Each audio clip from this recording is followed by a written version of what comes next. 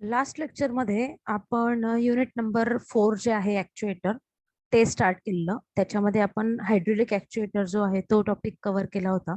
Hydraulic ॲक्च्युएटर जे आहे ते नॉर्मली लिक्विड जे असतं त्याच्यावर ते वर्क करत असतात. आजचा जो आपला टॉपिक आहे तो आपण सुरू करणार आहोत आता, and that is pneumatic ॲक्च्युएटर.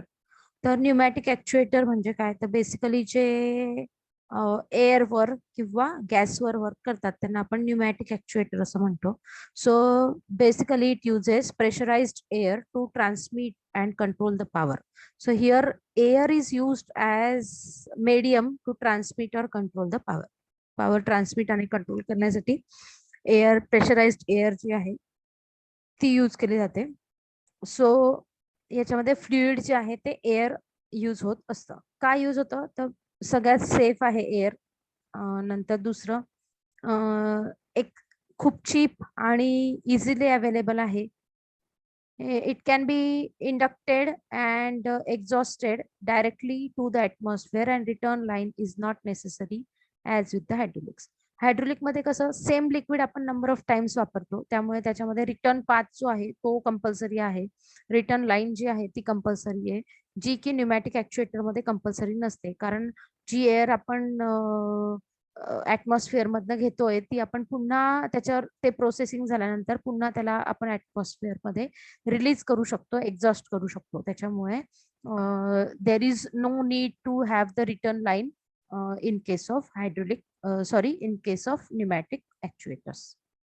He block diagram आहे न्यूमॅटिक ॲक्च्युएटरची. So here different blocks are there. यातले काही जे ब्लॉक्स आहेत ते तुमच्या जो हायड्रोलिक ॲक्च्युएटर होते त्यामध्ये सुद्धा प्रेझेंट होतं हायड्रोलिक सिस्टीम मध्ये. सो फिल्टर हायड्रोलिक मध्ये पण होता, compressor, then air treatment unit तिथे, reservoir, then here control valve हा पण तुमच्या ॲक्च्युएटर हायड्रोलिक सिस्टीम मध्ये प्रेझेंट होता. आणि सिलेंडर, इथे सिलेंडर आहे त्या ठिकाणी मात्र रिझर्वायर किंवा आपण त्याला टँक म्हटलेलं होतं. इथे सुद्धा आपण याला टँक म्हणू शकतो. सो जो सिलेंडर आहे हा पूर्ण सील्ड आहे, त्या केसमध्ये ओपन जो आहे तो यूज करू शकतो आपण हायड्रोलिक मध्ये.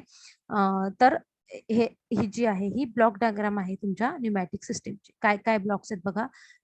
फिल्टर आहे, कॉम्प्रेसर आहे, एअर ट्रीटमेंट युनिट आहे, रिझर्वायर आहे, देन वॉल्व आहे अँड सिलेंडर आहे. तर याचं जे वर्किंग आहे, याचे जे काही कंपोनंट्स आहेत त्यांचं working similar to that of your hydraulic system आहे. So let us see one by one. First is compressor. So it is used to provide pressurized air of the order of 500 kilopascal to 1 megapascal, which is less than hydraulic system pressure. However, lower force than hydraulic system. So basically G pressurised air आहे, compressor काय करतो, air collect करतो तिच्यावर आणि pressurised air produce करतो. किती प्रेशरची air produce करतो, तर 500 kilo Paschal to 1 mega pascal इतक्या प्रेशरची तो एअर जी आहे ती प्रोड्यूस करतो, जी की हायड्रोलिक प्रेशरपेक्षा खूप कमी प्रेशर आहे हे.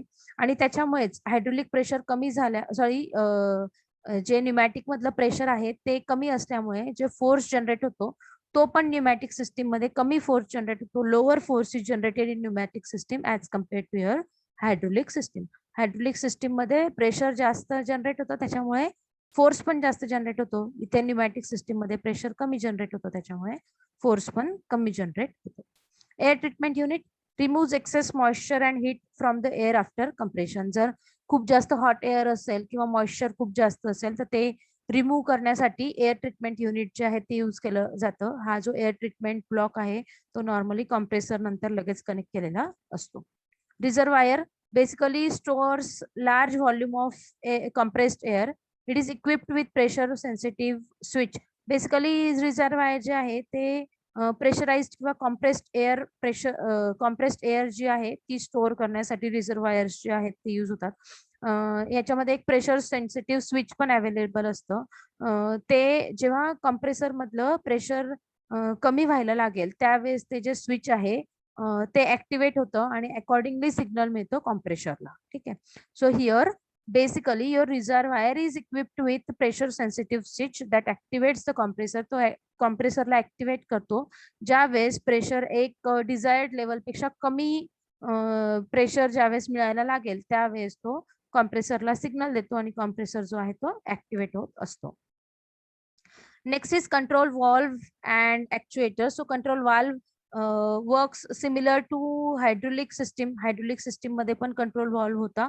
Same types of control valve is here in pneumatic system, but instead of returning fluid to the tank, air is exhausted to the atmosphere. त्याच्यामध्ये तुम्हाला दोन पाथ होते कंट्रोल वॉल्व सोबत, एक इनलेट होता आणि दुसरा आउटलेट होता, जो पुन्हा टँकला जात होता. पण याच्यामध्ये मात्र एकच पाथ असेल आणि एक जो आहे तो ओपन ठेवलेला असेल to release the air in the atmosphere. हे बघा इथे डायग्राम आहे, हे बघा हे एक्झॉस्ट एअर. इथे इकडनं इकडे येते, इथून परत इकडे येते, म्हणजे दोन इनलेट आहेत, पण आउटलेट जो आहे इथे एक इनलेट आहे, हा एक इनलेट आहे, हा एक आउटलेट आहे. आउटलेट पण दोन आहेत, पण यातला एक जो आउटलेट आहे तो पुन्हा एअरला दिलेला आहे. इथे एअर जे आहे ते रिलीज होते किंवा एक्झॉस्ट होत असते. तर अशा पद्धतीने याचं वर्किंग आहे. ओके, नेक्स्ट इज प्रॉपर्टीज काय काय आहेत न्यूमॅटिक ऍक्च्युएटरच्या. तर इकॉनॉमिक आहे का, एक तर चीप आहे आणि इझिली ऍटमॉस्फिअर मध्ये एअर अवेलेबल असते, त्याच्यामुळे खूप चीप असतं हे. रिलायबल आहे, हाय ऑपरेशन, याचा जो स्पीड ऑफ ऑपरेशन असतो तो खूप हाय असतो as compare to your hydraulic one, आणि कॉन्स्टंट फोर्स हा प्रोव्हाइड करतो. ओव्हरलोड्स जे आहेत त्याला रेजिस्ट करतो, आणि याचे काही डिसएडव्हान्टेजेस किंवा लिमिटेशन्स पण आहेत. याच्यामध्ये स्पीड कंट्रोल नाही करतायत, so no speed control is there. Poor position speed, याची जी स्पीड आहे ती पुअर असते, आणि ऑपरेशन जे आहे ते खूप नॉइझी असतं, खूप आवाज जो आहे कर्कश असा आवाज हा जनरेट करत असतो. Let us see the comparison of hydraulic and pneumatic system. First point, it employs pressurised liquid as a fluid. याच्यामध्ये लिक्विड यूज होतं फ्लुइड म्हणून, याच्यामध्ये एअर यूज होते किंवा गॅस यूज होतो फ्लुइड म्हणून. And oil hydraulic system operates at a pressure of 700 bar. तर हे जे प्रेशर जनरेट करतो तर 700 बार इतकं प्रेशर जनरेट करतो.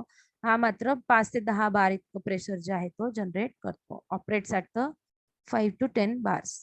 Generally designed as a close system. He close system आहे, ही ओपन सिस्टीम आहे. न्यूमॅटिक कारण एअर जी आहे ती रिलीज होते हवेत, त्याच्यामुळे क्लोज नाहीये, म्हणजे जिथून इनपुट येत आहे पुन्हा आउटपुट तिथे जात नाहीये. तर या केसमध्ये ओपन आहे. इथे मात्र ते जे लिक्विड आहे ना ते सर्क्युलेट होत राहतं कंटिन्युअसली, त्याच्यामुळे ही जी आहे ही क्लोज सिस्टीम आहे. हायड्रोलिक सिस्टीम जी आहे ही क्लोज सिस्टीम आहे. याच्यामध्ये मात्र एअर जी ते एक्झॉस्ट होते, रिलीज होते, त्याच्यामुळे ही ओपन सिस्टीम आहे. The system shows down Wien leakage occurs. जेव्हा लिकेज होतो त्यावेळेस ही सिस्टीम जी आहे ती स्लो डाऊन होते. याच्यामध्ये लिकेजचा काही प्रश्नच येत नाही. न्यूमॅटिक सिस्टीम मध्ये there is no concept like a leakage there in pneumatic system. So valve operations are difficult. Hydraulic मध्ये वॉल्वचे जे ऑपरेशन्स आहेत ते डिफिकल्ट असतात, याच्यामध्ये मात्र खूप इझिली वॉल्व जो आहे तो ऑपरेट होतो. इट इज हायड्रोलिक सिस्टीम जे आहेत, आता जे लिक्विड आहे त्याचं वेट असतं, त्याच्यामुळे ही हेवी असते. आणि ही जी सिस्टीम आहे ही लाइटर आहे वेट मध्ये. ही लाइटर आहे वेट मध्ये का, तर याच्यामध्ये एअर यूज होतं आणि एअरला वेट नसतं फार, त्याच्यामुळे न्यूमॅटिक सिस्टीम ही लाईट आहे आणि हायड्रोलिक सिस्टीम जी आहे ती हेवी आहे. पंप्स जे यूज होतात त्याच्यामध्ये ते प्रेशराइज लिक्विड प्रोव्हाइड करतात. Here compressor are use to provide compressed gases. So जे गॅस आहेत त्याला कॉम्प्रेशन किंवा प्रेशराइज्ड गॅस प्रोव्हाइड करण्यासाठी कॉम्प्रेसर्स यूज होतात. इथे लिक्विड जे आहेत ते प्रेशराइज प्रोव्हाइड करण्यासाठी पंप्स यूज होत असतात. ही सिस्टीम जी आहे याच्यामध्ये फायर हजार्ड जास्त आहेत, कारण ऑइल मोस्टली जे आहे ते ऍज अ फ्लुइड यूज होतं याच्यामध्ये. याच्यामध्ये मात्र तेवढं हजार्डस नाहीये, कारण एअर यूज होते याच्यामध्ये न्यूमॅटिक सिस्टीम मध्ये. सो याच्यामध्ये ऑटोमॅटिक आता ऑइलच यूज होतं, त्याच्यामुळे लुब्रिकेशनचा प्रश्नच नाही, ऑटोमॅटिकली प्रोव्हाइड होईल. इथे एअर असल्यामुळे इथे मात्र स्पेशल अरेंजमेंट्स त्या आहेत त्या रिक्वायर्ड असतात for lubrication. So this is the comparison or difference between hydraulic and pneumatic system. आता हायड्रोलिक अँड न्यूमॅटिक सिलेंडर्स जे आहेत ते हे दोन्ही जे आहेत single acting and double acting जे आहेत सिलेंडर्स, हे दोन्ही पण यूज होतात. हायड्रोलिक साठी पण यूज होतात आणि न्यूमॅटिक साठी पण यूज होतात. याच्यामध्ये बघा हा जो प्लंजर आहे हा जर मूव्ह झाला फॉरवर्ड आणि बॅकवर्ड तर एकच डायरेक्शन मध्ये मूव्ह होतो, इनवर्ड आणि बॅकवर्ड, आणि त्याच्यामुळे मग याच्यामध्ये एकाच डायरेक्शन मध्ये हा वर्क करतो, म्हणून याला सिंगल ऍक्टिंग सिलेंडर असं म्हटलं जातं. हा जो आहे दुसरा हा डबल ऍक्टिंग सिलेंडर आहे. हा फॉरवर्ड पण मूव्ह होतो आणि बॅकवर्ड पण मूव्ह होतो. याच्यामध्ये डबल पिस्टन आहे, 2 पिस्टन्स रॉड्स जे आहेत ते दोन्ही साईडला आहेत. त्याच्यामध्ये सिंगल रॉड आहे, तो एकाच साईडला आहे. या ठिकाणी एअर पण यूज होऊ शकते किंवा जे आहे इथे एअर पण यूज होऊ शकते किंवा मग we can call it as hydraulic sorry liquid जे आहे ते पण यूज होऊ शकतो, ऑइल पण यूज होऊ शकतं. त्याच्यामुळे दोन्ही ठिकाणी यूज होतात. ठीक आहे, अशा पद्धतीने हे सिंगल ऍक्टिंग आणि डबल ऍक्टिंग सिलेंडर्स आहेत. ओके, आता हा रोटरी ऍक्च्युएटर्स आहेत. त्याच्यामध्ये वेन रोटरी ऍक्च्युएटर हा बघा, हा वेन रोटरी ऍक्च्युएटर आहे. त्याच्यामध्ये खाली वर मुवमेंट होईल, हा खाली जाईल, हा वर जाईल, हा खाली आला की हा वर जाईल, अशा पद्धतीने. So limited angle in both direction, दोन्ही डायरेक्शन मध्ये लिमिटेड अँगल आहे. मॅक्झिमम नेहमी 360 पेक्षा कमी अँगल हे प्रोव्हाइड करतील. The same torque in both direction, दोन्ही साईडला सेम टॉर्क जे ते रिक्वायर्ड असतं. इथे लिमिटेड अँगल रोटरी ऍक्शन आहे आणि याच्यामध्ये पण लिमिटेड अँगल रोटरी ऍक्शन आहे. इथे दोन्ही साईडला आहे, इथे एकाच ठिकाणी आहे. अशा पद्धतीने हे वेन रोटरी आहेत. आणि हे पिस्टन, याच्यामध्ये बघा रॅक अँड गिअर यूज होतं. This is rack and this is gear assembly, ती यूज होते कपलिंग साठी. आणि मॅक्झिमम अँगल आहे तो 360 पेक्षा जास्त असतो याच्यामध्ये. अशा पद्धतीने हे रोटरी ऍक्च्युएटर्स आहेत. नंतर आहेत मेकॅनिकल ऍक्च्युएटर्स.